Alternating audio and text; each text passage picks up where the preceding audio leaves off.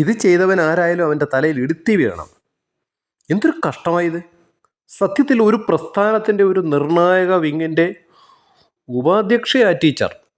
പീഡന തീവ്രത കമ്മീഷൻ ഉപാധ്യക്ഷ. അറിയാമല്ലോ, നമ്മുടെ നീതിന്യായ കോടതിയിൽ ലക്ഷക്കണക്കിന് കേസുകളാണ് വർഷങ്ങളായി കെട്ടിക്കിടക്കുന്നത്. ഇത് കണ്ട് മനമെടുത്താണ് പാർട്ടി എന്ത് ചെയ്തത്? പീഡന കേസുകൾ പാർട്ടി കോടതികളിൽ അന്വേഷിച്ച് തീർപ്പ് കൽപ്പിക്കുന്നത്. പാർട്ടി കോടതിയുടെ തീരുമാനത്തിനു മുൻപ് ശാസ്ത്രീയമായ പരീക്ഷണ നിരീക്ഷണങ്ങളിലൂടെ ഇരയ്ക്ക് നേരിടേണ്ടി വന്ന പീഡനം തീവ്രത കുറഞ്ഞതാണോ അതോ കൂടിയതാണോ എന്ന് പ്രത്യേകം ഡിസൈൻ ചെയ്ത മെഷീൻ്റെ സഹായത്തോടെ നിർണയിക്കുന്ന പരമാധ്യക്ഷ. അവരുടെ പണവും പണ്ടവും മോഷ്ടിക്കുന്നത് വഴി ഇവർ പാർട്ടിക്കെതിരെയുള്ള യുദ്ധപ്രഖ്യാപനമാണ് നടത്തിയിരിക്കുന്നത്. പാർട്ടിക്കാരനാവാതിരിക്കട്ടെ, അതിനുവേണ്ടി ആശിക്കാം. എന്നിരുന്നാൽ തന്നെയും ഇതിനെ ശക്തമായി പാർട്ടി അപലപിക്കും.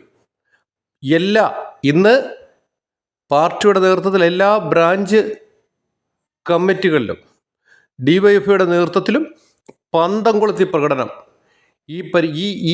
ഈ നൃശംസതയ്ക്കെതിരെ, പാർട്ടിയുടെ പരമാധ്യക്ഷയ്ക്കെതിരെ ഉള്ള അവരുടെ പണവും പണ്ടവും മോഷ്ടിച്ചവരെ അധീരയാക്കാൻ ആരെങ്കിലും കുൽസിത ശക്തികൾ ശ്രമിക്കുന്നുണ്ടെങ്കിൽ അതൊക്കെ വെറും മലർപ്പൊടിക്കാരൻ്റെ സ്വപ്നം മാത്രമായി അവശേഷിക്കട്ടെ. ലാൽ സലാം സഖാവേ, ലക്ഷം ടീച്ചറുടെ പിന്നിലുണ്ട്.